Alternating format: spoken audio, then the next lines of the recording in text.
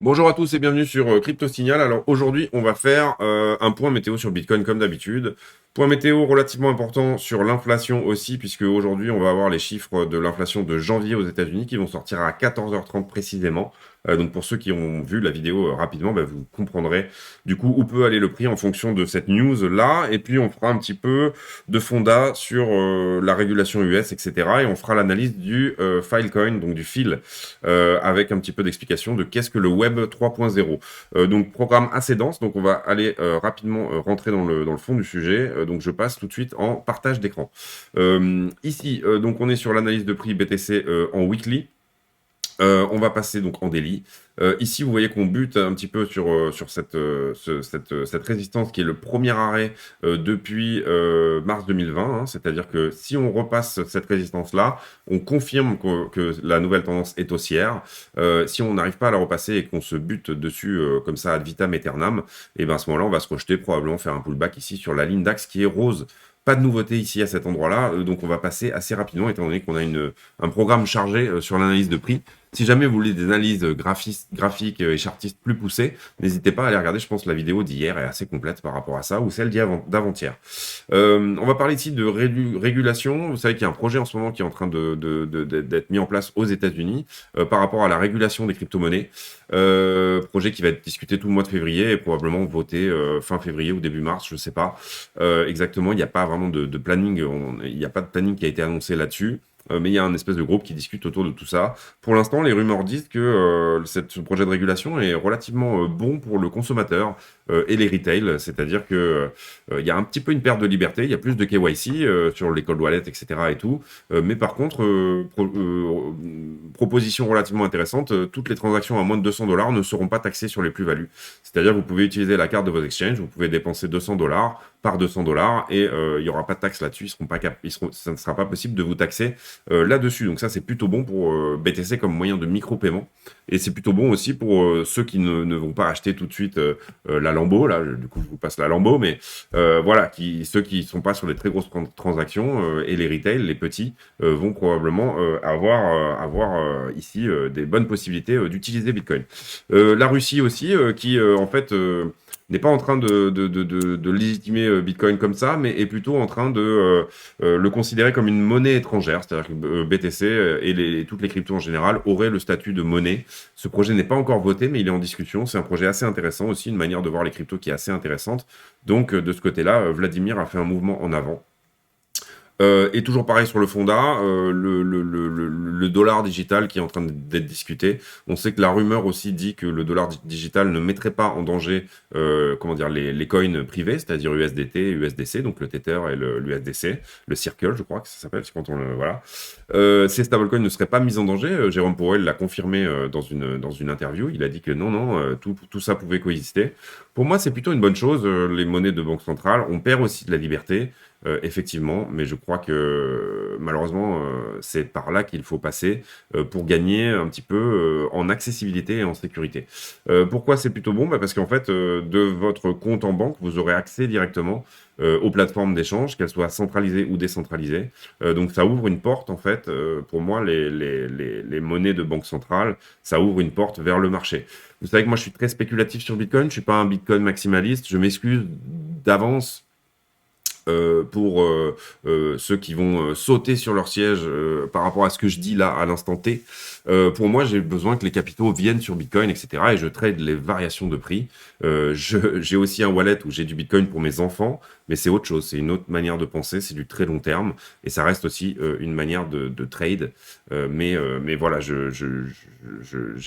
des ledgers qui sont à très long terme aussi. Et j'ai des ledgers qui sont à plus à court terme. Donc pour moi, tout ce qui est comment dire, qui peut potentiellement être un petit peu liberticide, mais qui peut donner des portes d'entrée à tout le monde vers Bitcoin comme un moyen de paiement, et surtout une régulation qui malheureusement va devoir avoir lieu pour que Bitcoin soit enfin accepté en tant que tel, c'est-à-dire comme une réserve de valeur et non plus comme, on va dire, une technologie en devenir sera intéressante. Ça me fait une très belle transition vers l'inflation. Aujourd'hui, 14h30, on va avoir donc du coup les chiffres de l'inflation et Bitcoin va répondre à cette question. Est-ce que je suis une réserve de valeur ou est-ce que je suis un asset à risque et sur les marchés financiers, une potentielle technologie en devenir?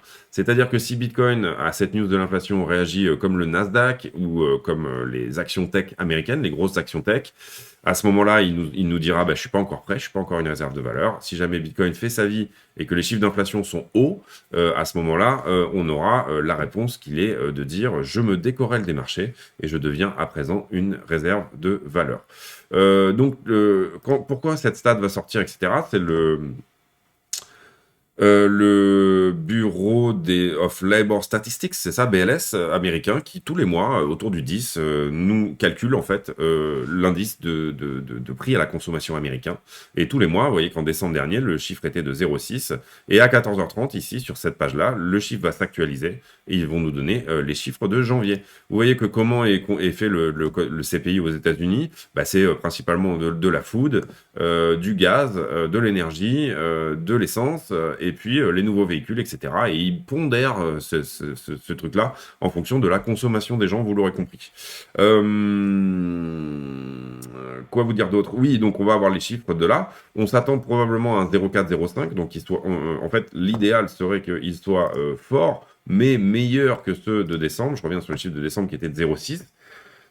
Pourquoi? Parce qu'en fait, Bitcoin réagit aussi à la narration de combat contre l'inflation. C'est-à-dire qu'une réhausse des taux par la Fed, vous savez que pour combattre l'inflation, la Fed a ce levier qui est d'arrêter d'acheter sur les marchés et en même temps de remonter les taux obligataires, enfin les taux directeurs, voilà, de remonter les taux directeurs de manière à combattre l'inflation, bien évidemment. Tout ça pénalise bien évidemment l'investissement. Vous comprenez qu'il y a des sociétés qui vivent grâce au crédit, donc tout ça pénalise aussi l'investissement. Donc forcément, comment dire, n'est pas très bon, on va dire, du côté des entreprises et des sociétés. Voilà, ça peut casser une relance.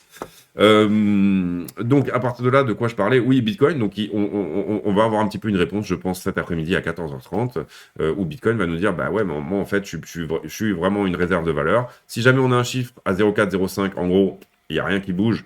Peut-être une jolie bougie verte parce qu'il y a de l'inflation, oui, mais comment dire, il n'y aura pas de combat plus fort de la Fed contre cette inflation-là parce que le chiffre n'est pas plus fort que celui du mois précédent. Je ne sais pas si vous me suivez. Et si jamais le chiffre est plus important, par exemple 0,7, 0,8, on peut imaginer ça, c'est-à-dire on irait vers une inflation, si on la multiplie par 12, par exemple si le chiffre est de 0,8 autour de eux qui serait plus forte que 10%, à ce moment-là, la Fed, bien entendu, va faire plus de remontées de taux, donc les marchés vont pricer ça en amont. Regardez bien ce chiffre à 14h30. Les marchés vont pricer ça et vont dire oula, la Fed va faire des remontées de taux plus rapides et plus conséquentes que ce qu'on pensait. Les chiffres de l'inflation sont très mauvais. Attention à nous. On sort des assets à risque, on sort des actions tech, qui sont des actions qui performent très bien quand il y a beaucoup de demandes sur le marché, mais qui, quand les techs sont aussi pour certaines, des high yields, on appelle ça, c'est-à-dire, là, ça va être une vidéo longue parce que je vous explique un peu trop de concepts, mais bon, des sociétés qui vivent avec énormément de crédit. Donc à partir du moment où vous remontez les taux, il y a d'ailleurs des indices pour ça, là je l'ai pas et le chercher, ça serait pendant la vidéo, ça serait trop long, mais les indices de high yields qui sont en fait globalement des obligations. Vous savez qu'une obligation c'est un crédit que vous faites à une entreprise et votre argent est garanti. Ça peut pénaliser l'investissement d'un côté et ça peut aussi, les investisseurs peuvent se diriger vers ces investissements-là parce qu'ils sont plus rémunérateurs et beaucoup moins risqués. C'est-à-dire on peut sortir des UC, pour faire simple, pour ceux qui ont des assurances vie, sortir des unités de compte, c'est-à-dire des actions, pour aller sur du monétaire et de l'obligataire, c'est-à-dire des fonds en euros. Ils appellent ça des fonds en euros. Voilà, c'est ça. Donc, on a terminé sur l'inflation. Suivez bien ce chiffre. Si on est autour des 0,4, 0,5, c'est très bon. Ça sera vraiment, pour moi, à mon avis, hein, c'est mon avis, hein, le marché va bien réagir à ça. Si on est sur des chiffres supérieurs ou égaux à ceux de décembre, c'est pas génial au sens où on pourra s'attendre à ce que la Fed change sa narration. La Fed a été très attentiste aussi à sa dernière, pour ceux qui suivent les vidéos depuis longtemps, à sa dernière réunion. Ils n'ont pas vraiment dit on va rehausser les taux, mais entre les lignes, on pouvait comprendre que Powell disait pendant la conférence de presse, Jérôme Powell disait oui, on va remonter les taux en mars. Le marché avait déjà pricé cette news, donc il a plutôt bien réagi une fois que cette news est plus ou moins sortie, même si elle n'est pas réellement sortie. Powell a dit on attendra mars pour voir, en vrai, dans les lignes. Donc ce chiffre pour moi est très important et on aura le même le 10 mars et on aura les chiffres de février en mars. Et pour moi, ce sont des dates à graver dans le marbre, à graver en lettres d'or au vestiaire quand vous raccrochez votre veste d'investisseur trader et quand vous changez, que vous mettez vos pompes de trader. Du coup, il faut que ça soit écrit au vestiaire que ce sont des notions qui sont importantes parce qu'elles lancent des rumeurs. Et on dit bien sûr, by the rumor, celle de news, donc il faut rester informé de toutes ces choses-là. Donc 14h30 aujourd'hui, donc dans 3h30 à partir de l'instant T, moment très important. On va, je pense, passer sur l'order flow. J'ai regardé tout à l'heure, il n'y a rien de bien nouveau. On peut aller en haut comme en bas pour l'instant. L'order flow ne nous donne pas de tendance réelle. On va vite fait quand même regarder juste les liquidations sur iBlock parce que je sais que ça intéresse beaucoup les abonnés parce que c'est des données qui sont payantes, donc ça vous intéresse de les avoir. Donc là, on est sur le contrat Binance USDT. On parle que des gros leviers, c'est-à-dire les gros leviers, les grosses positions avec des gros leviers. Et là, qu'est-ce qu'il est en train de se passer? Vous voyez qu'on short squeeze les positions fraîches, là. Donc tout ce qui est short squeeze ici est en train d'être passé. Dans le même temps, on n'a pas de très grosses positions qui s'ouvrent vers le bas. Donc probablement ici, les grosses liquidations, en tout cas, en termes de positions fraîches, je parle de celles qui ont été ouvertes depuis moins de 12 heures, donc qui sont potentiellement encore en action, nous dirait plutôt que ça va aller vers le haut. Allez, je vous fais l'order flow quand même vite fait sur BTC. Sur BTC, vous savez que ça revient un petit peu à peu près à ce que j'avais dit hier. Donc là, ce stop-là ici a été pris, donc ce niveau-là a été pris. On a eu du funding ici qui a augmenté, ici qui est en train de rediminuer.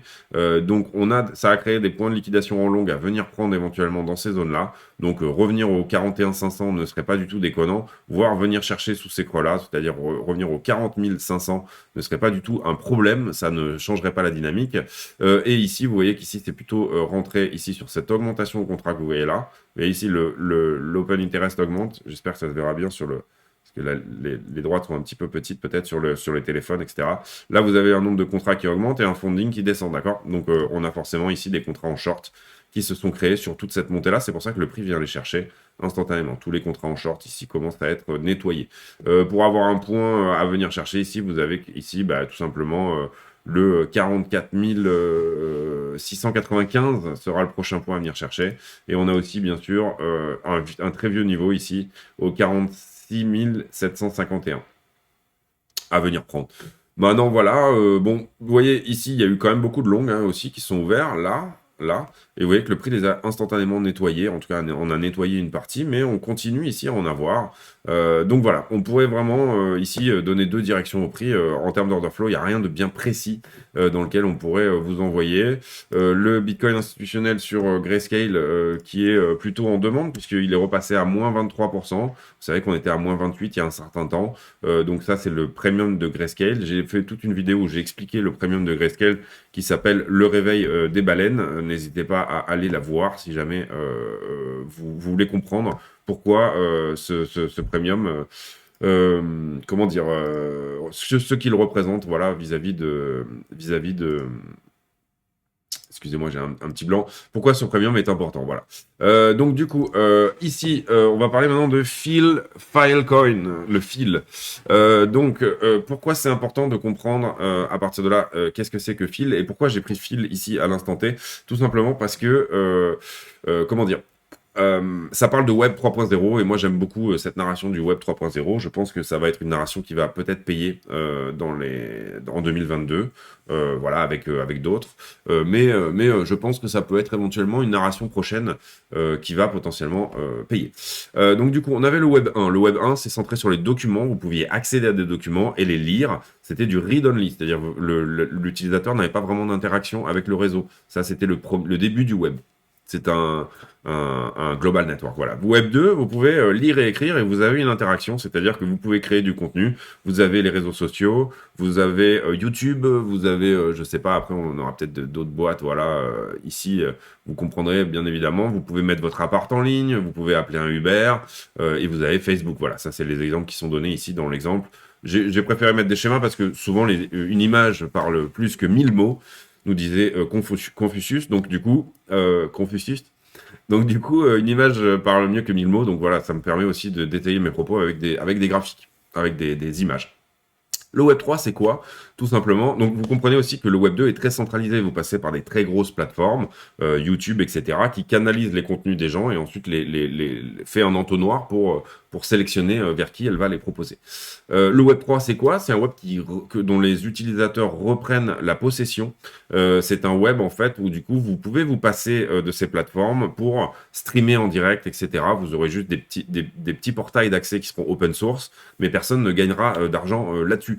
Je prends un exemple qui est celui, par exemple, de YouTube ou de Twitch, par exemple. Twitch, c'est vraiment le truc où chacun a sa propre télé, presque. Et on voit maintenant de tout sur Twitch. Au début, c'était du gaming, et maintenant... Et YouTube, c'est pareil. C'est vraiment comme les radios amateurs à l'époque, si vous préférez, où chacun pouvait avoir sa propre radio. Aujourd'hui, vous pouvez faire votre propre chaîne de télé, un petit peu comme ce que je fais moi, là, actuellement. Proposer du contenu et trouver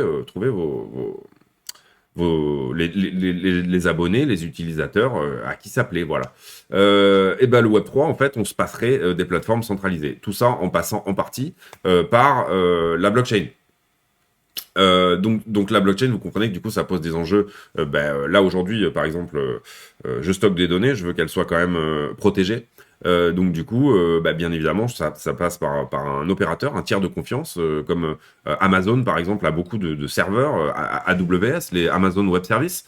À un moment donné, Bezos s'est dit, en fait, j'ai besoin de place pour stocker mes données. Il a du coup acheté un serveur, deux serveurs, trois serveurs, et puis ensuite, quand les serveurs étaient surdimensionnés, il en louait une partie, et en fait, il s'est rendu compte que c'était un business qui était super juteux. Donc du coup, il y a aujourd'hui plus des trois quarts, je pense, de la fortune d'Amazon qui repose sur le web service, c'est-à-dire mettre des data centers un peu partout dans le monde et proposer ces data centers au tout venant. Me suis un petit peu écarté là du sujet initial, mais c'est pas grave. Donc un Web3 qui serait décentralisé, basé sur l'utilisateur et surtout qui appartiendrait à l'utilisateur, et un Web3 dans lequel Bitcoin, Ethereum et toutes les cryptos, vous voyez ici, auraient bonne place. Donc vous voyez, voilà, là c'est les architectures, etc. Bon. Bref, on passe sur le Web3, on passe directement à Phil. Phil, il est là, Phil, hello Phil. Donc du coup, là sur le fil, qu'est-ce qu'on peut voir? Là, on est sur USDT, on va peut-être... Ouais, bon, c'est pas grave, on va... Donc ici, j'ai tracé la zone de rechargement, bien évidemment, en faisant ici le Fibonacci en descente. J'ai pris un niveau plus bas que l'historique que j'avais ici sur, Binance, parce que je me suis mis au 2,70, je crois, voilà, par là. Voilà. Pourquoi? Parce que, en fait, en allant voir sur CoinMarketCap ici, on voit que la période d'accumulation précédente, la vraie grosse période avant ça, c'était plutôt cette période-là. Donc, à partir de là, soit je trouve un endroit où il y a plus d'historique et où on arrive à avoir tout ça, mais j'aurais pas les volumes de Binance, j'aurais pas l'OBV de Binance, etc. Enfin, quoi que c'est peut-être même la bonne chose à faire. Je sais pas si. Au moins, on verrait tout le mouvement ici. Donc là, on ne prend pas compte, bien sûr, on ne prend pas en compte cette mèche là qui est un accident. C'est un accident probablement de listing sur Binance. Au moment du listing Binance, les robots ont fait monter le truc et puis ensuite il s'est rétamé la tronche. Plus bas, mais ça c'est une mèche en daily qui n'est pas normale, c'est pas un événement de marché normal. Donc je vous ai dit les 2,80, pourquoi je parle bas de mon Fibonacci à 2,80? Parce que ça représente la zone d'accumulation précédente, et vous voyez ici qu'on est vraiment en dessous de la zone de rechargement, on est même quasiment en dessous du niveau des 0,90. Et là je dis attention, quand on passe les 0,90, donc ici, là, ce point-là, j'ai dit attention parce que là on est potentiellement dans un coin qui retrace 100% du mouvement précédent. 100% du mouvement précédent, ça veut dire que on est sur un dead coin, en tout cas jusqu'à la zone d'accumulation, d'accord? C'est-à-dire la zone d'accumulation précédente, là, si je la dessine, admettons qu'elle se soit fait au 2,80, donc elle était là, avant que ça pump. Ici, il y avait toute la zone d'accumulation, ensuite il y a eu un premier pic, et puis après il y a tout ça, c'est ce qu'on voyait sur CoinMarketCap, pardon. Et du coup, si le coin revient exactement au niveau, ça veut dire que personne ne l'a gardé. Tout le monde a distribué ses profits et le prix est revenu au niveau précédent d'avant le pump.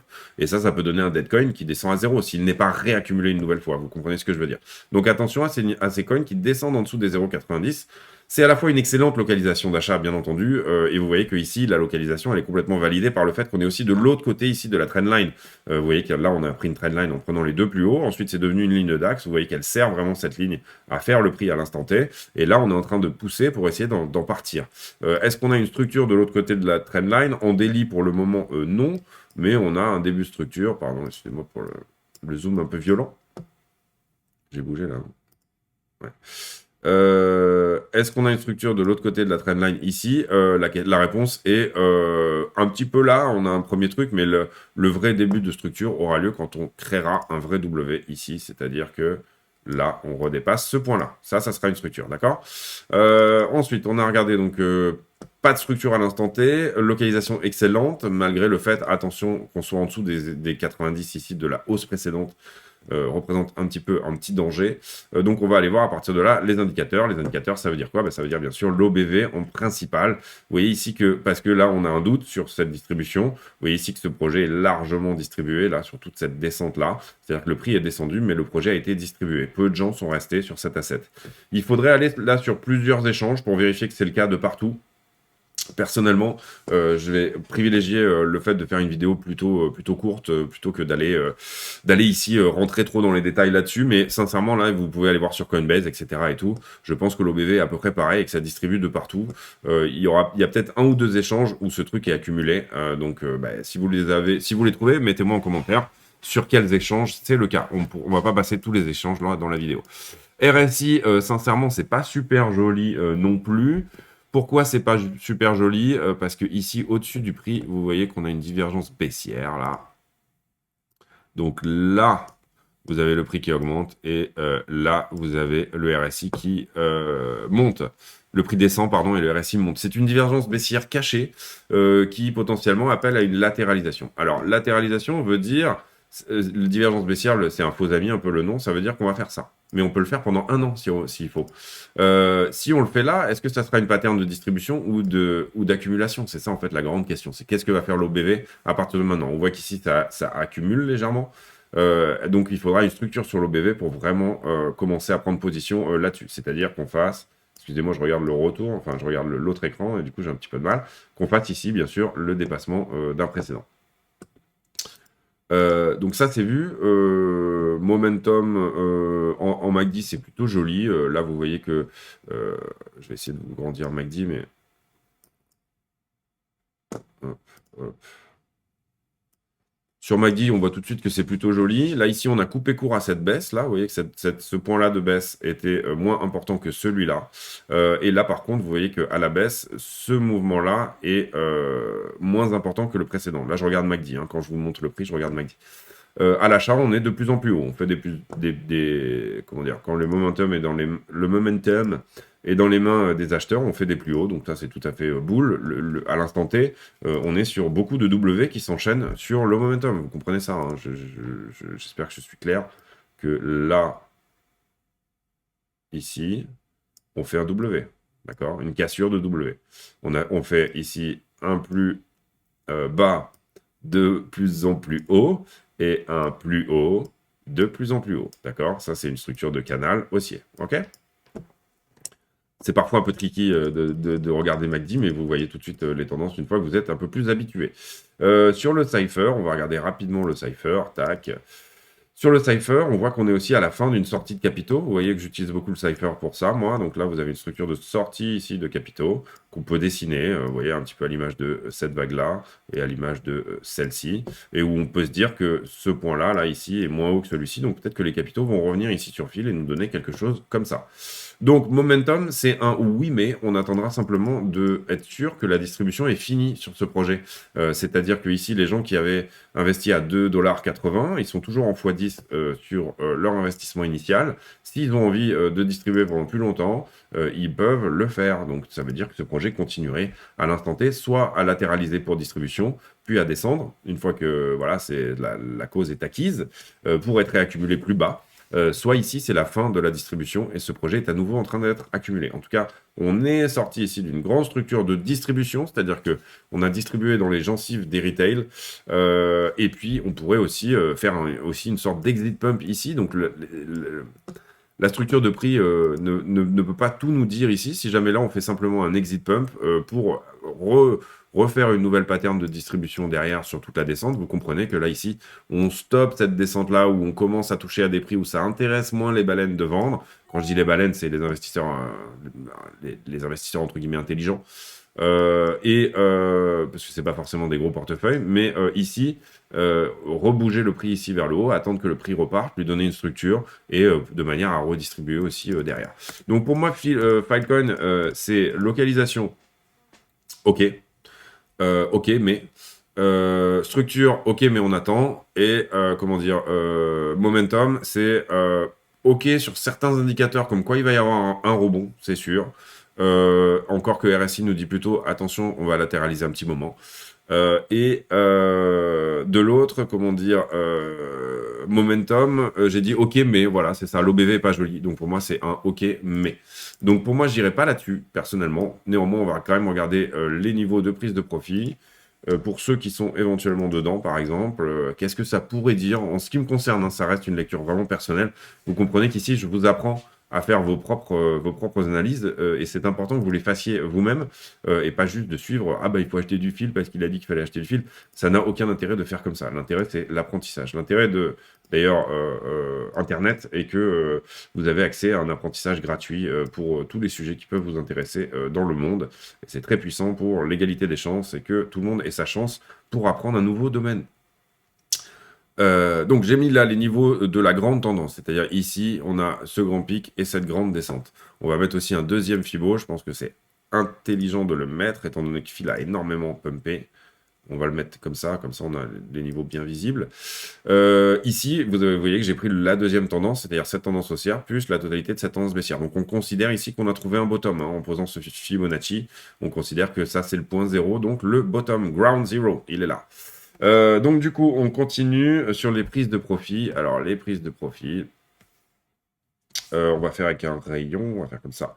Donc ici, moi je vais privilégier plutôt le deuxième Fibo ici, parce que là, un x10, si on prend un x10 comme un point de référence, alors que le coin a déjà fait un x100, je sais que Phil est déjà 41e en market cap. Alors si vous voulez, on va les mettre on va juste aller voir d'ailleurs le premier, le 100%, un nouvel ATH, qu'est-ce que ça nous dit? Un x10 sur Phil en termes de market cap. Donc on prend Phil.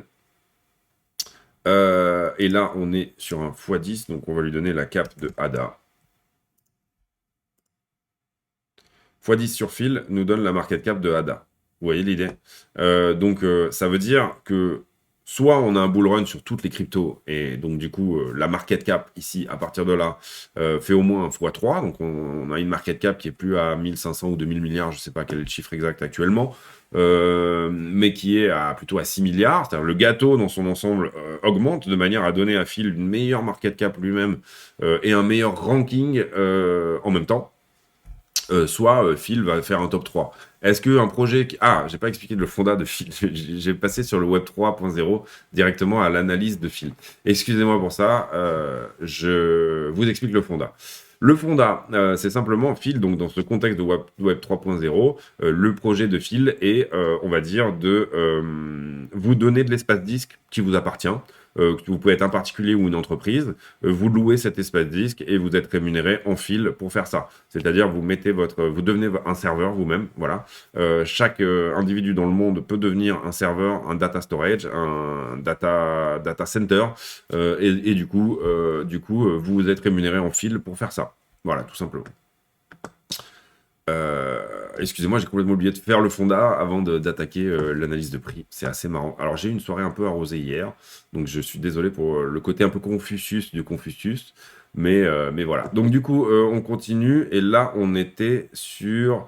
oui, market cap, donc action de prix. Donc, je vous disais que pour moi, refaire un nouvel ATH ici est compliqué, et voilà pourquoi j'aurais tendance à oublier ce premier niveau de Fibonacci pour commencer à placer des continuations de la tendance à un x4 par rapport à ça, ça me paraît pas du tout cohérent. Donc là, on a regardé le niveau des 230, vous voyez très bien que refaire un nouvel ATH ici donnerait à Phil la market cap de ADA, donc c'est pas du tout, cohérent.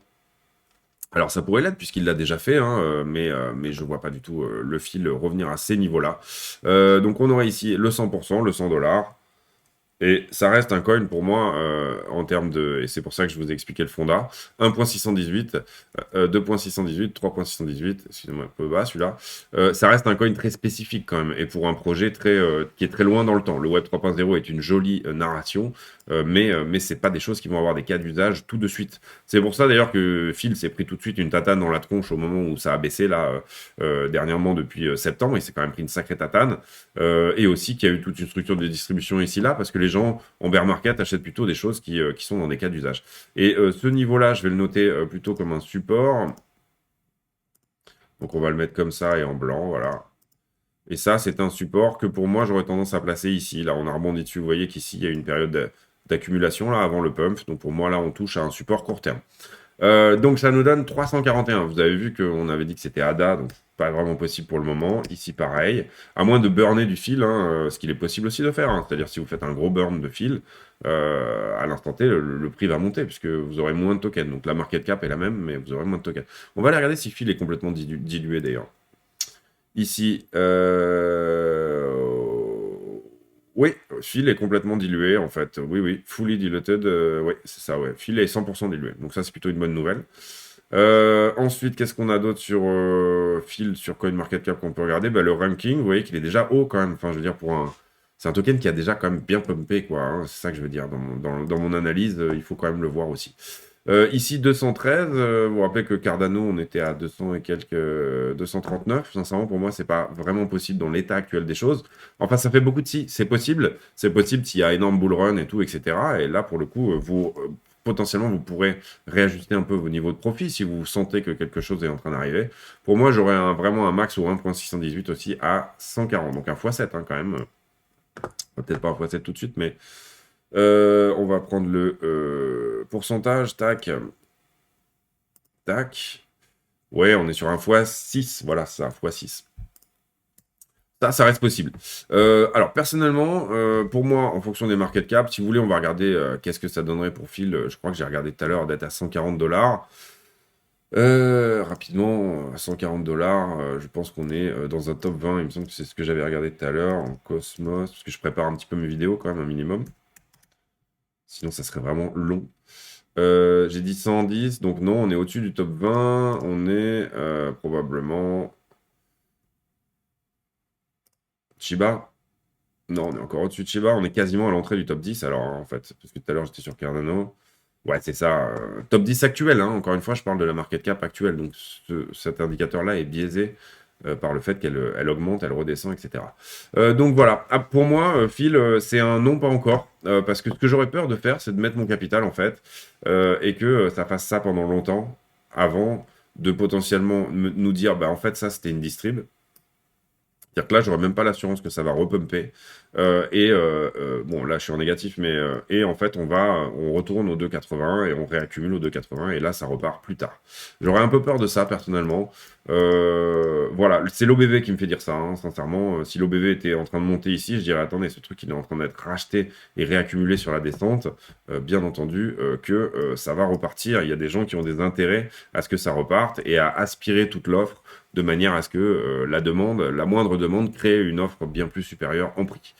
Là, pour l'instant, en voyant l'OBV, c'est pas le cas que j'ai trouvé. Alors, potentiellement, allez voir sur d'autres plateformes, regardez l'OBV et dites-moi si vous pensez que sur d'autres plateformes, ce truc-là est accumulé. C'est tout pour moi aujourd'hui. Sincèrement, autour en tout cas de Phil, je vois pas l'intérêt vraiment d'aller plus loin, de faire le sentiment, les news, de regarder, parce que Phil a des futurs, donc on pourrait aller même regarder est-ce que Phil est shorté en ce moment ou est-ce qu'il est longué, etc. Est-ce qu'il y a des gens qui rentrent en levier dessus et tout ça. Mais pour moi, je vois pas l'intérêt d'aller plus loin.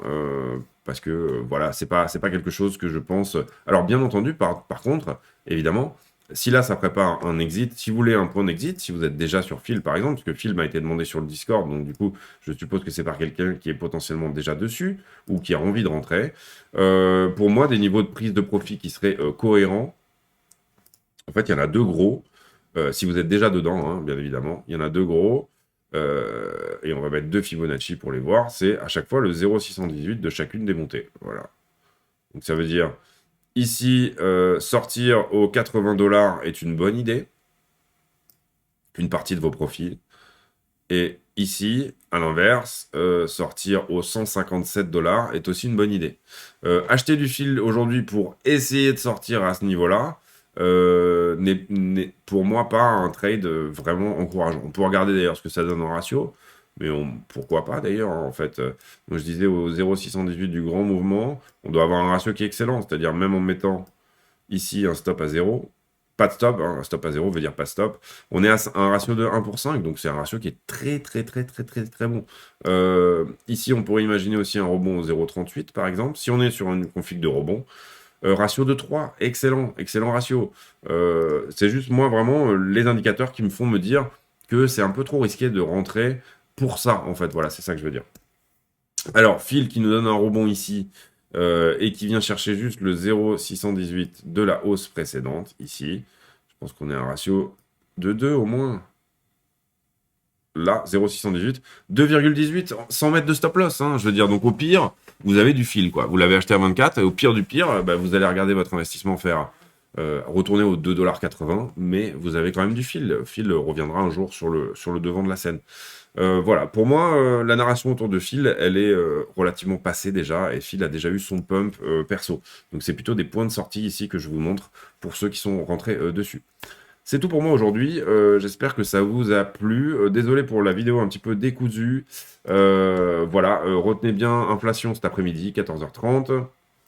Retenez bien, du coup, bah, je ferai pas la vidéo cet après-midi parce qu'il fallait vraiment que je la fasse ce matin. Et du coup, régulation US. On a aussi en ce moment KPMG qui vient d'acheter du BTC. KPMG, gros cabinet de consulting et de accountant de comptabilité. Donc voilà, regardez bien toutes ces choses-là, regardez un petit peu autour de vous, ouvrez les yeux, faites vos propres analyses aussi, parce que c'est important. Si jamais vous avez réussi à suivre cette vidéo jusqu'à la fin, on est à 36 minutes quand même, donc c'est relativement long, n'hésitez pas à m'insulter en commentaire pour des vidéos qui sont potentiellement trop longues. Allez-y, dites, espèce de sac à vin, tu fais des vidéos beaucoup trop longues. Voilà, et donc du coup, c'est tout pour moi. Je vous souhaite une excellente journée à tous. Petit commentaire, cloche des notifications, abonnement, n'hésitez surtout pas à faire ça. Et je vous dis à demain pour un nouveau point météo. À très bientôt.